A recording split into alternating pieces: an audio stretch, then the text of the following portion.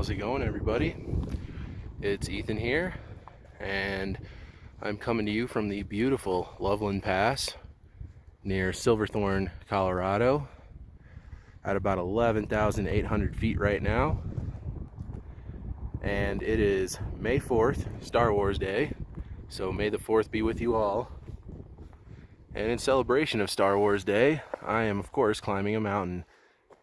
And there you can see some people heading up this ridge, and you can't see it from here, but over in that direction is my destination, which is Mount Sniktau. It's a 13er, and as you can see, this is also the same place where in late December, me and Alex climbed to the top of that mountain right there, Cupid Point, another 13er. And originally I had planned on doing Cupid and then going up to Grizzly, which is right there, but I changed my mind just because I got a late start today. Sniktau is a shorter distance from here than Grizzly Peak is, and it just seems like a better idea considering that I didn't start until 10 o'clock. So anyway, as you can see, it's a beautiful day today. It's about 35 degrees right now, which is very warm for this time of year up here, so I'm not complaining one bit. It's not windy at all right now, but it might get windy when I get up on the saddle between Cupid and Sniktau up there at about 12,900 feet. So for the next about 1.25 miles, I'm going to have a steep climb of about 1,000 feet, about 1,100 feet from here up to the saddle.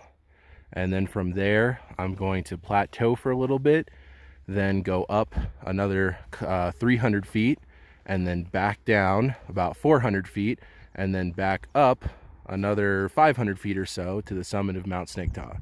So I'll see you guys from further up the trail. Okay, so I am about a little more than halfway up, maybe about exactly halfway up to the saddle up there at 12,900 feet, and the steepest part is that part right below the saddle. So I haven't done the steepest part yet, but I just love it up here. The views above Loveland Pass are just epic all the time. So either that or the next point behind that I can't see from here is going to be my end destination, Mount Sniktau. And then right up there, that's where the trail gets up on the saddle. Right over there, you can see the big summit of Cupid. And then behind that, the much smaller summit of Grizzly Peak. And the views are spectacular out here. They really are. As you can see, early May, still multiple feet of snow.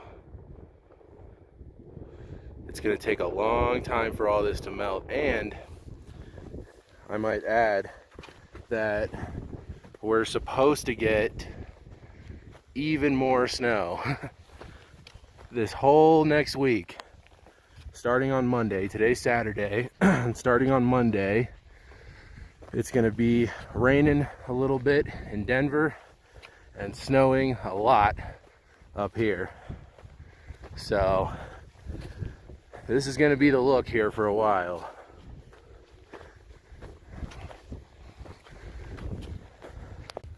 All right, so I'm crossing this pretty big snowfield, and you can see the snow's a little patchier up there, but it's still nice and solid here. And it's not bad though. It's nice and trenched out right here, and even off trail, it's only like a foot deep. So it's not so bad. I'm just making my way up there. I'm not too far away now, but I still got some steep climbing ahead of me. All right, so you can see all of the some of the other climbers up there, and that guy way up there just made his way onto the saddle, so it's very close. I'm at 12,750 feet right now, so I got another 150 vertical feet to go to get up on that saddle. And then the hardest part will be over. There's definitely still more climbing to do, but the hardest part will be done. And as you can see, the views are spectacular up here. Getting great views of the 10-mile range, the Gore Mountains, of course the Front Range. It's really beautiful up here, as always.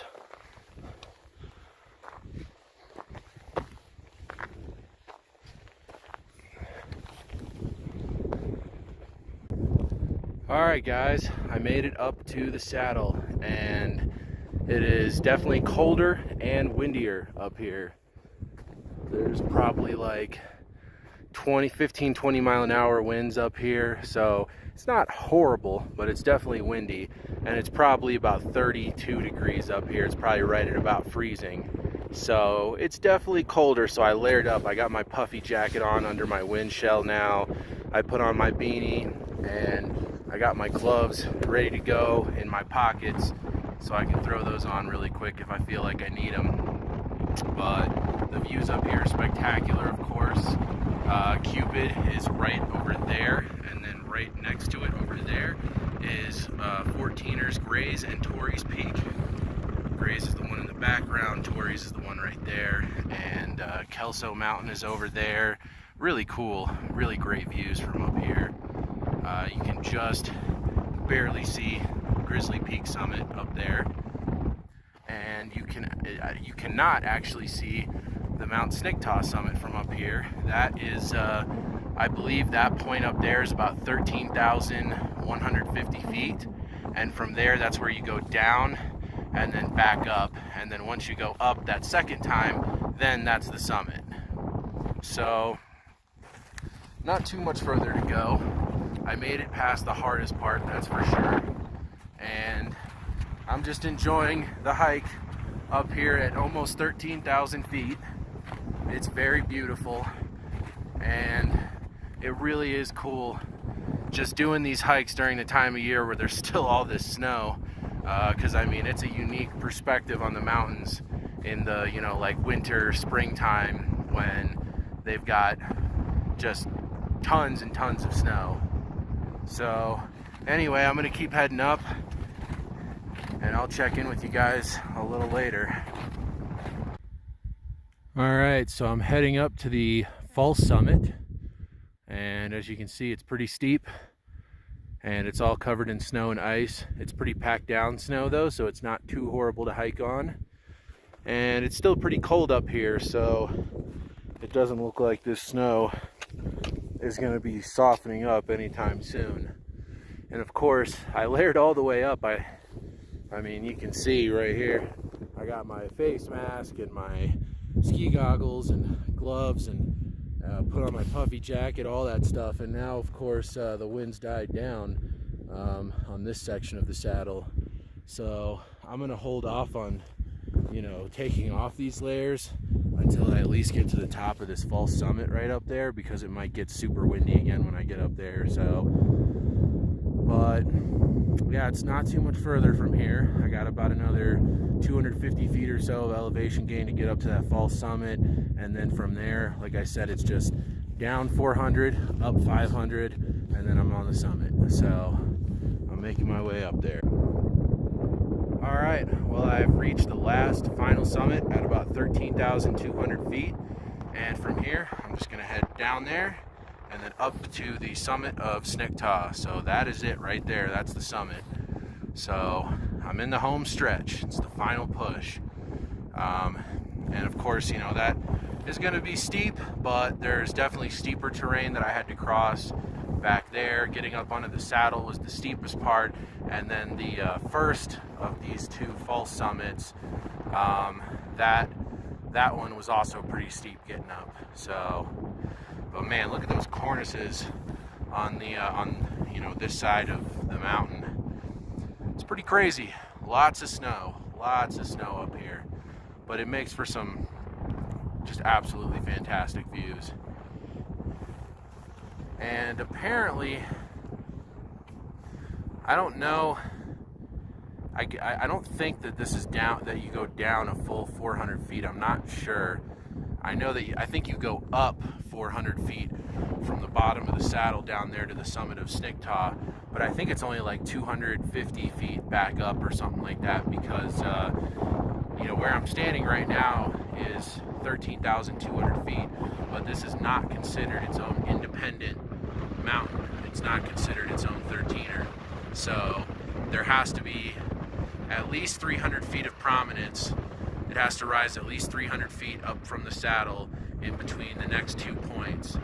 And so since this peak right here isn't considered an actual mountain, then it must not go up a full 200 feet from where Sniktau starts. But anyway, I'm almost there.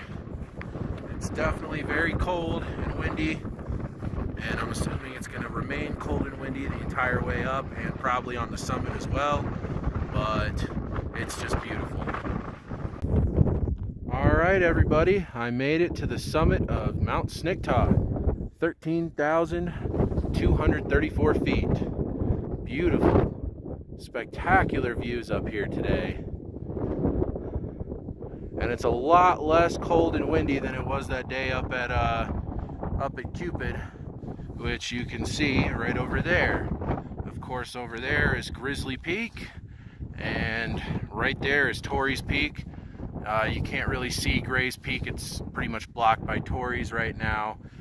You can see Kelso Mountain, another 13er over there, and way over there you can see Mount Bierstadt.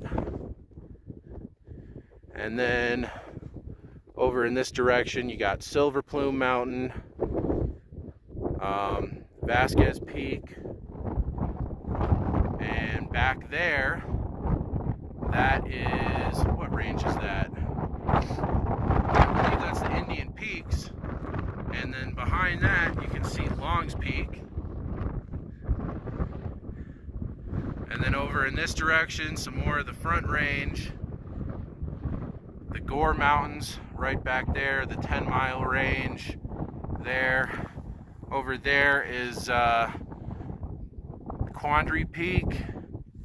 Way back over there are the Mosquito Mountains, where Mount Sherman and Mount Democrat, Mount Lincoln, Mount Bross, all of those are back there. There's the Arapahoe Basin Ski Resort right there. Behind it is Keystone. Breckenridge is up that way. And then you can see over there Mount of the Holy Cross and parts of the Sawatch Range. And then way out there in that direction is the Flat Tops Wilderness. So yeah, spectacular views up here. Lots of views in every direction. Really beautiful. Really, really beautiful. Down there in that canyon, you can see there's I-70 making its way up towards the Eisenhower Tunnel, where it crosses the Continental Divide, which, for those of you who didn't know, where I-70 goes through the Eisenhower Tunnel, which is right over here. I don't know if we'll be able to see it.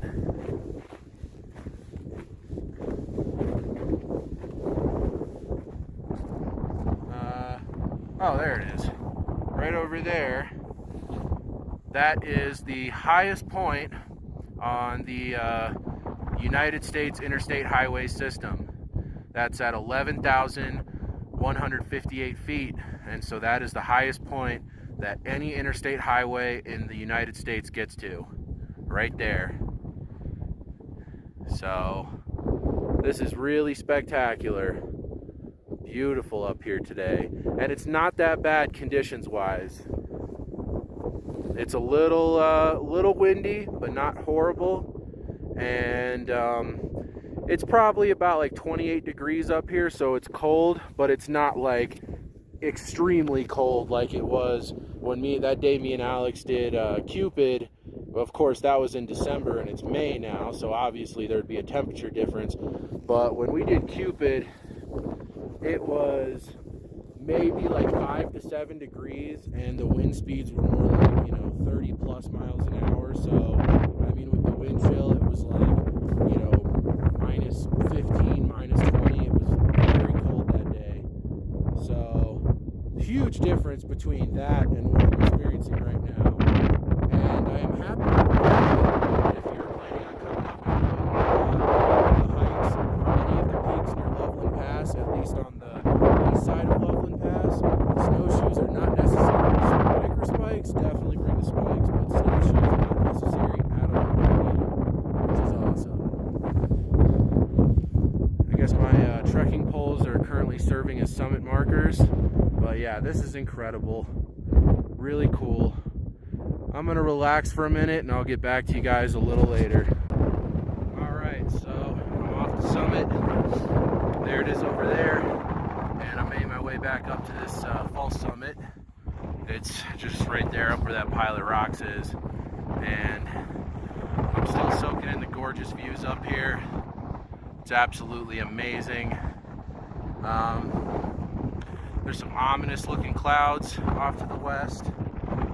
I don't think it's supposed to snow or rain or anything like that. Well, up here it would for sure be snow, but I don't think it's supposed to snow up here today. But you never know. It could have changed in the last like 6 to 8 hours. But anyway, once I get up there, that's pretty much the last uphill portion of the trail. The rest of it's downhill. It's going to be a little mellow for a while, and then it's going to be pretty steep, but it is going to be almost all downhill. And as you can hear, the winds have picked up quite a bit. This is probably the windiest section of the trail, of this entire climb so far. So anyway, I'm going to keep heading up, or down I should say. Feels like I'm going up right now. But I'll get back to you guys a little later.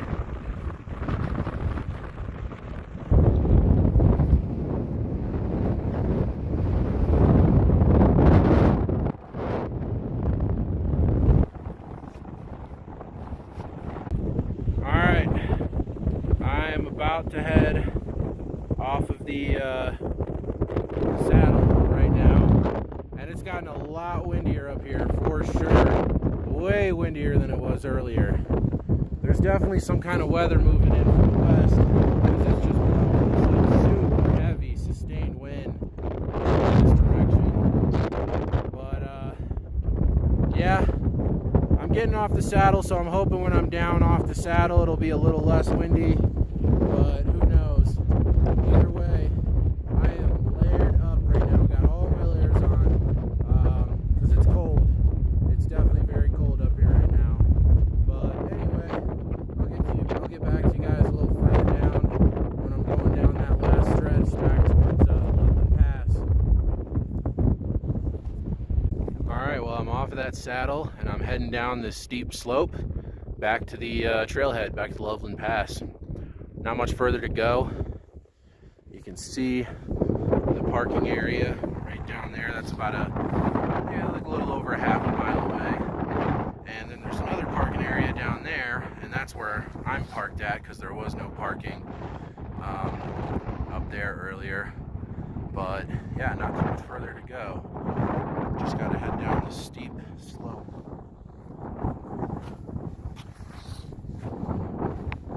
And this is why I say that you definitely want to bring micro spikes. You might not even notice it as much on the way up, but you'll definitely notice it on the way down. This like icy packed down snow that is, all over the alpine tundra this time of year. This is ideal. Micro spikes were made for hiking through terrain like this. So I would definitely recommend bringing those. And trekking poles are always nice. Ice axe, not necessary. I mean, you can bring it if you want, but I would say that unless you're going to do Grizzly, ice axe really isn't necessary at all to get to Cupid or Sniktau. There's some points on the on the saddle during the Sniktau hike, where you're like, an ice axe would be kind of nice right now, but trekking poles do the job. Alright guys, well, I have reached the end of the hike. There's the trailhead right there.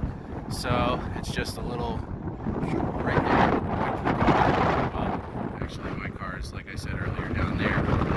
But this was an amazing climb today. Absolutely beautiful. I just love it up here near Loveland Pass. The views are amazing, and the great thing about this area is that you start above tree line, so you don't have to do all the crazy post-holing snowshoe nonsense that you do in most other places. You can just, you know, put on your spikes, dress warm, and head up. But yeah, it's incredible up here. It's absolutely beautiful. So yeah, hope you guys enjoyed this video, and if you did, make sure to give it a thumbs up. Also, please subscribe to my channel. It's really awesome when I get subscribers, and it really helps me out, and it's just great, all around great thing. So make sure to like and subscribe. Anyway, I'm going to go ahead and end the video here. I'll be doing another video soon, pretty much every weekend. Got new hikes planned, new climbs, all kinds of cool stuff. And you can see right over there, look at that cornice right up there. It's early May, but the winter conditions are definitely not over yet up here in the high country in Colorado. There's definitely still a lot of snow, a lot of ice, and so if you're going to come up here and do any of these climbs during this time of year, just make sure to be really well prepared. You know, just hope for the best but expect the worst, I guess, because you can pretty much be guaranteed that it's going to be cold, it's going to be windy, there's going to be a lot of snow and ice, so just be well prepared. But anyway guys, that's all I got for today, and I'll see you guys soon on the next one.